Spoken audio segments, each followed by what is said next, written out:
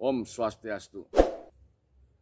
Assalamualaikum warahmatullahi wabarakatuh. Salam sejahtera untuk kita semua. Salam, namo buddhaya.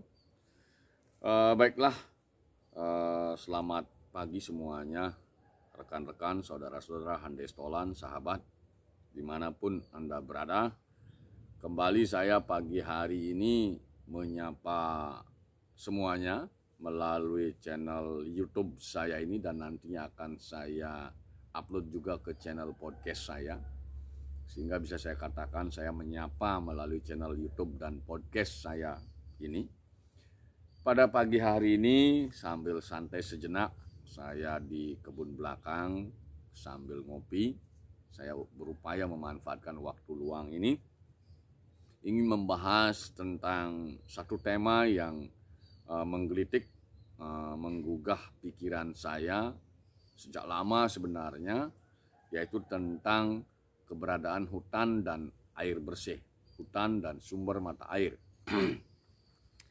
Jadi beberapa tahun kemarin, ya mungkin sekitar tahun 2000, saya pernah bertemu di atas kapal feri penyeberangan dari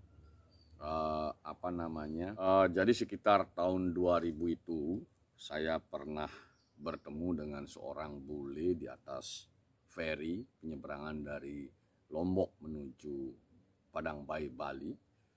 Jadi hal yang kami bicarakan kesimpulannya bahwasanya di tahun 2000 itu bule itu sudah memberikan warning berkaitan dengan persediaan air bersih atau sumber-sumber mata air di Bali dan Lombok pada masa itu tentunya. Nah, itu yang pertama menjadi referensinya. Kemudian yang kedua, jadi fakta di lapangan, di dua pulau Bali dan Lombok, jadi secara real kondisinya hutan-hutan di Bali dan di Lombok itu ditenggarai sudah banyak yang merusaknya. Kemudian ini berimplikasi terhadap kondisi persediaan debit air bersih yang ada di Bali. Bagaimana terjadi penurunan debit di Danau Buyan, kemudian beberapa danau yang di atas di sekitar hutan Bali. Demikian juga di Lombok. Jadi ada satu tempat di Kecamatan Narmada itu yang dulunya sumber mata airnya itu cukup besar, di mana namanya di sana di Narmada itu Pura Lingsar namanya. Semasa kecil dulu saya sering mandi di tempat itu. Dan faktanya hari ini sudah tidak ada tempat itu. Artinya sumber mata air itu kering. Tempat saya mandi dulu saat masa kanak-kanak dulu. Itu yang kedua, referensi kita. Yang referensi ketiga, beberapa usaha-usaha di kota-kota besar, terutama di kota Denpasar dan Kute, Bali, itu sudah banyak yang memanfaatkan air-air yang sifatnya air yang didaur ulang. Artinya ini tentu menunjukkan bahwa sudah mulai ada permasalahan air bersih di Bali. Nah, kondisi yang serupa mungkin saja terjadi di Pulau Jawa. Artinya ada 3 pulau yang padat di Indonesia, yaitu Jawa, Bali, dan Lombok. Nah, berkaitan dengan masalah hutan dan air ini yang menggugah pikiran saya, ini tentunya dalam perspektif ilmu kebijakan publik, ilmu administrasi publik, kemudian juga tentang kebijakan pemerintahan. Ini harus ada terobosan baru bagaimana menanggulangi masalah ini, bagaimana mengatasi masalah ini, terutama masalah hutan dan air yang bertalian atau berhubungan. Saya mengapresiasi yang tinggi, sangat tinggi sekali kepada Gubernur Bali, Pak Koster, di mana visi beliau ini sebenarnya bisa diadopsi oleh daerah-daerah lain juga.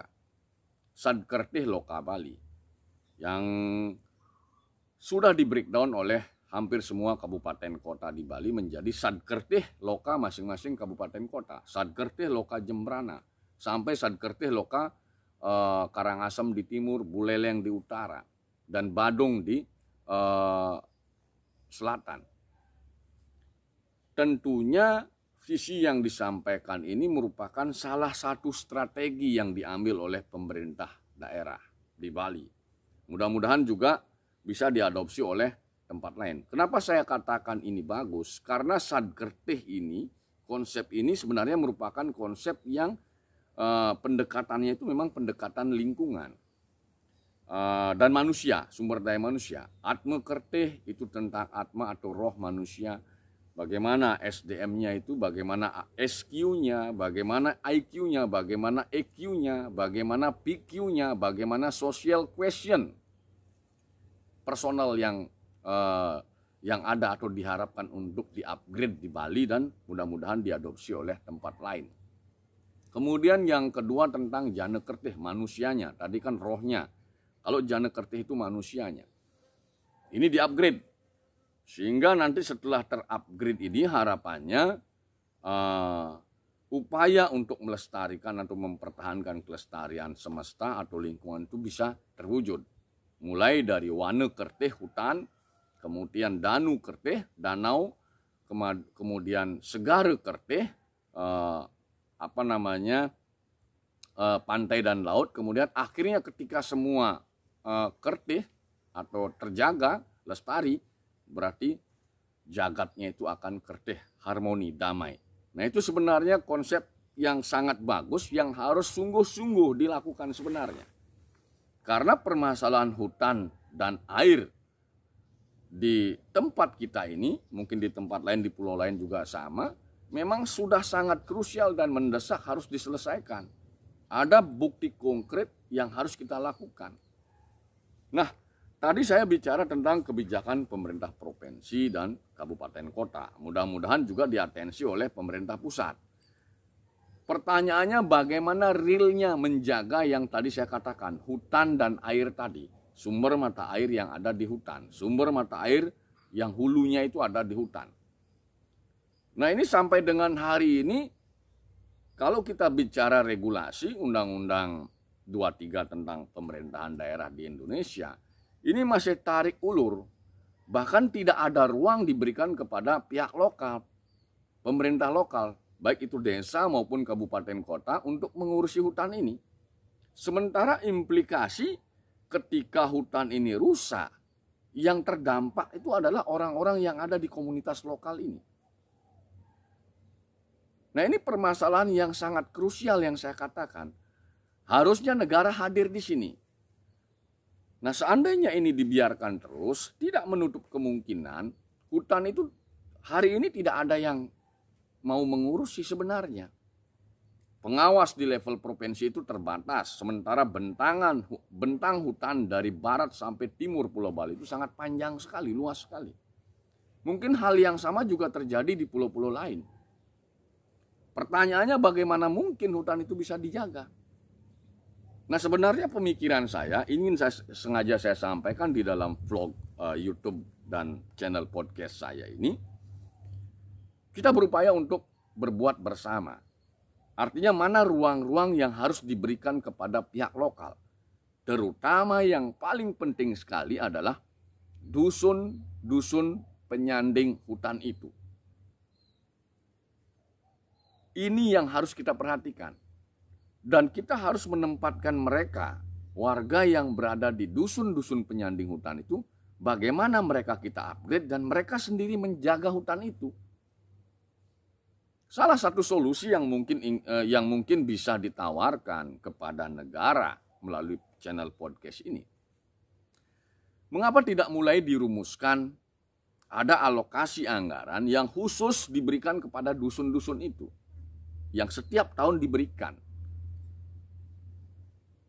dengan tujuan atau maksud mereka membuat aturan sendiri sehingga tidak ada orang yang bisa masuk ke hutan itu, terkecuali ada urusan memang kebutuhan air, memperbaiki saluran-saluran air. Siapapun tidak bisa masuk hutan. Ya, ini bukan bukan ide orisinil sebenarnya. Kalau saya menonton vlognya salah satu tokoh di Jawa Barat yang menyampaikan tema tentang hutan, bahasanya beliau itu hutan tutupan. Kalau kami dulu di Jembrana sini 10-20 tahun yang lalu, kurang lebih itu mungkin 10-20 tahun yang lalu, konsep kami di Jembrana ini zero visit to forest. Jadi tidak ada orang bisa masuk hutan. Nah, ini pemikiran ini yang harus diberikan ruang. Pertanyaannya, siapa yang mengawasi batas-batas hutan itu? Kalau kita menggunakan aparatur penyelenggara negara, rasanya berat sekali. Bagaimana mungkin mengawasi bentangan hutan yang begitu luas? Satu-satunya jalan, penduduk yang ada di setiap dusun penyanding hutan.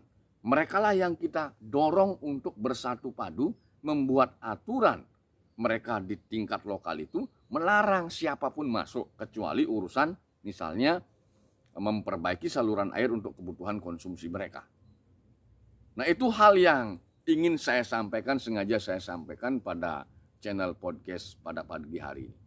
Karena memang fakta di lapangan sampai dengan hari ini berkaitan dengan hutan itu tidak jelas. Artinya meskipun kewenangan itu ada di pemerintah pusat atau provinsi, tetapi fakta pengamanan minim sampai dengan hari ini.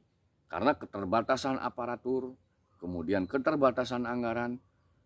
Di sisi yang lain atau pada saat yang sama, upaya-upaya yang dilakukan oleh oknum-oknum untuk menguntungkan kepentingan dirinya sendiri masih kerap terjadi di dalam hutan. Lalu bagaimana mungkin kita akan membuat hutan itu lestari? Siapa yang bisa menjamin 10-20 tahun ke depan persediaan air bersih masyarakat yang ada di 3 pulau ini, Jawa, Bali, Lombok ini masih bisa dipenuhi? Ya, meskipun teknologi sudah menjawab, ada upaya untuk mengubah air laut menjadi air tawar, tetapi untuk konsumsi rasanya masih belum siap orang-orang kita itu meminum hasil daur ulang yang dari air laut tadi. Paling tidak kita harus bisa memastikan ketersediaan air itu untuk konsumsi masyarakat yang ada di 3 pulau ini. Nah, mungkin saja masalah yang sama terjadi di tempat lain. Belum lagi ketika saya menyampaikan bagaimana kasus-kasus penjarahan hutan yang terjadi di Kalimantan yang dilakukan oleh oknum-oknum yang merusak hutan untuk penambangan-penambangan liar. Nah, artinya apa?